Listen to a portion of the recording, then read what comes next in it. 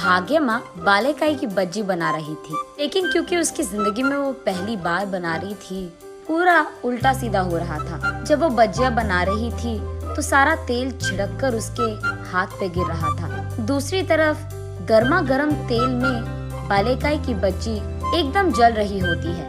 ऐसे वो अपना काम ठीक से नहीं कर पाती है। जो भी उसके दुकान बज्जी खाने आते थे, उसके हाथों बनाए बज्जियां चख कर उसके मुंह पे छी नहीं कह पाते, और कुछ लोग उस जले हुए बज्जियां को देख मुंह मोड़ लेते हैं। लेकिन और कुछ लोग भाग्यम्मा की सुंदरता देख उसकी बज्जियां भले ही बुरा क्यों न हो, कम से कम इस औरत के लिए तो रह जाते हैं, कहकर वही रह जाते हैं।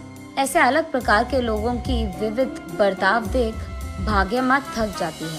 तब वो फैसला करती है, आज इतना व्यापार काफी है, मैं वापस घर चली जाती हूँ। ये कहकर वो अपना बज्जी का बंडी लेकर घर की ओर बढ़ रही होती है। रास्ते में उसे याद आता है कि कल बालेकाई की बज्जी बनाने के लिए उसे बालेकाई की जरूरत है। इसीलिए वही मौजूद एक बालेकाई की व्यापारी के दुकान में जाकर ऐसे पूछती है, सुनिए, बालेकाई की दाम क्या चल रही है? 1 केजी का 100 रुपए। ऐसे कहता है सुदर्शन। हाय भगवान, अगर 1 किलो 100 रुपए का है तो 1 गेला का कितना होगा? 1 गेला का 1000 रुपए लगेगा, कहता है सुदर्शन। अरे रे, मेरे पास इतने पैसे नहीं हैं जी। सारा दिन मेहनत करने के बावजूद मैं 200 रुपए भी नहीं कमा पाई। बस इस बार के लिए उधार दे दीजिए ना। बस 2 दिन में मैं आपका सारा पैसा चुका दूंगी। कर्ज चुकाने की क्या जरूरत है? हर रोज जितने केजी चाहिए उतने किलो लेके जाओ यहाँ से, लेकिन बस एक छोटी सी शर्त है। हाँ, वो क्या है जी?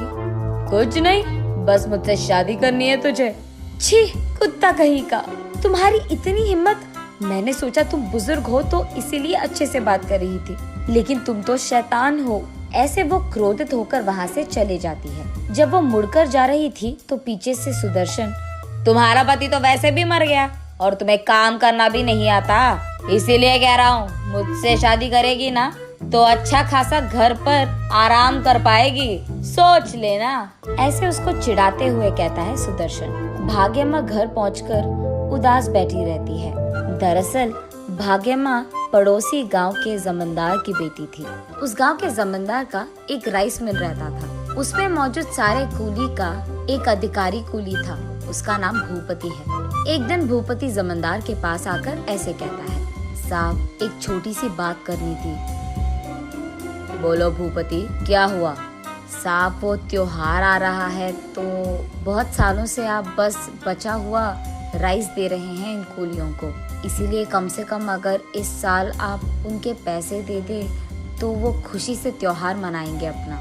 हाँ, तुम लोग जो काम कर रहे हो उसमें ये राइस देना ही बहुत ज्यादा है, और तुम लोगों को पैसे भी चाहिए। तुम सोचते क्या हो अपने आप को?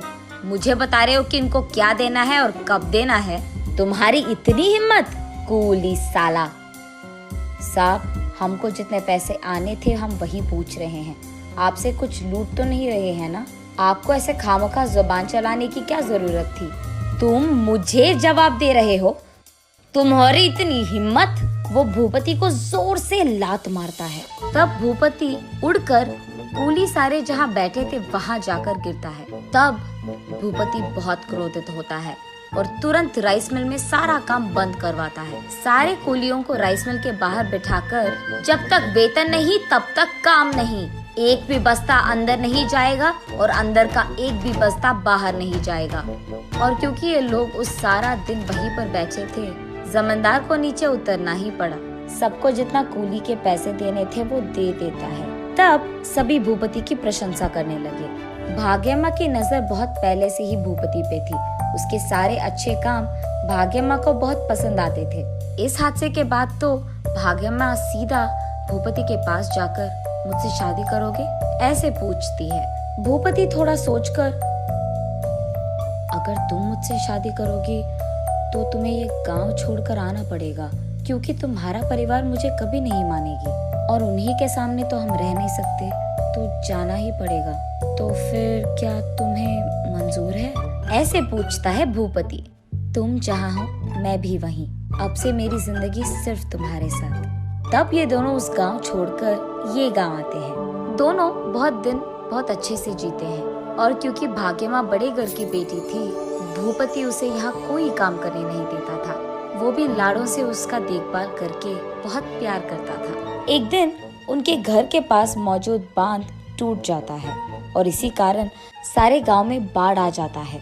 उस दिन आए हुए बाढ़ में बहुत सारे लोग घायल हो जाते हैं और खो जाते हैं। उनमें से एक था भूपति।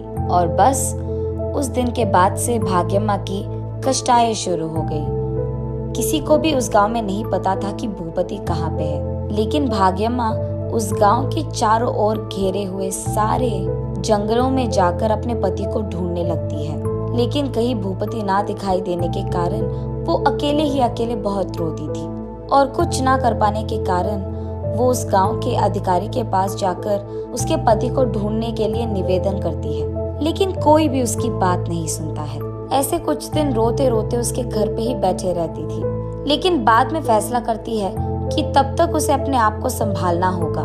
भूपति के आने के इंतजार में उसको कोई काम करके पैसे कमाना था। तब से वो हर रोज कोई नया काम ढूंढ लेती थी। एक दिन वो ईंटों को उठाती है, लेकिन क्योंकि उसने जिंदगी में कभी कुछ उठाया नहीं, वो उन ईंटों को नीचे गिरा देती है और वो ईंट सारे टूट जाते हैं। तब वहाँ का अधिकारी, अरे जाओ बेटी जाओ, तुझे कोई काम करना ही नहीं आता है, ईंट सारे टूट गए, चलो निकलो अब, ऐसे कहता है। अगले दिन वो गाय को घास खिलाने कहीं ले जाती है।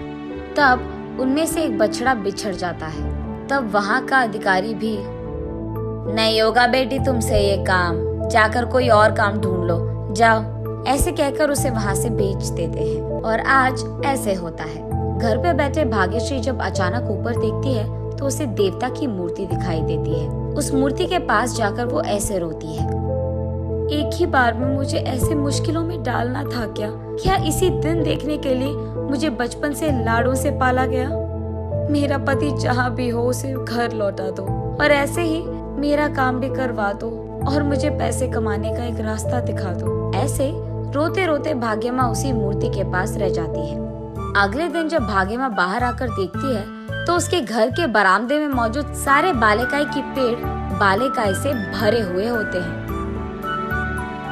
तब भाग्यम्मा को लगता है कि देवी की कृपा था ये सब। वो बालेकाई और केलों को बेचने मार्केट जाती है। एक तरफ वो बालेकाई को बेचती थी और दूसरी तरफ बालेकाई की बज्जियां बनाकर उनको भी बेचती थी। वो चकाचक सारे काम करने लग जाती है और वहाँ का भीड़ भी चकाचक उसके पास आते हैं।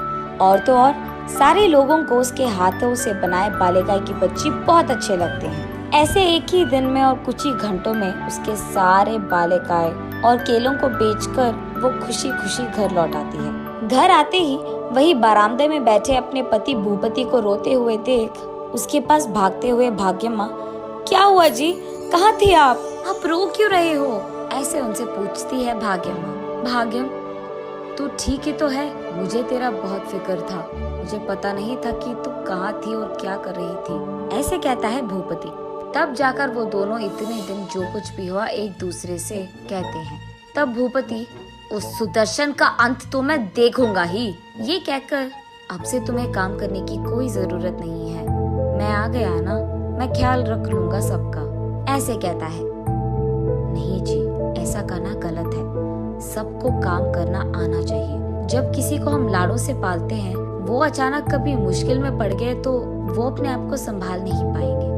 इसीलिए आज से हम दोनों मिलकर काम करेंगे और पैसे कमाएंगे। भूपति भी मान जाता है और अगले ही दिन से ये दोनों बालेकाई की बज्जी और बालेकाई और केलों को बेचने लगते हैं। बहुत ही कम समय में बहुत सारा पैसा कमा लेते हैं। और इतना ही नहीं, बांध के विषय में सुदर्शन को गिरफ्तार करवाता है भूपति। ऐसे वो पति पत्नी उस दिन से खुशी से रहते हैं।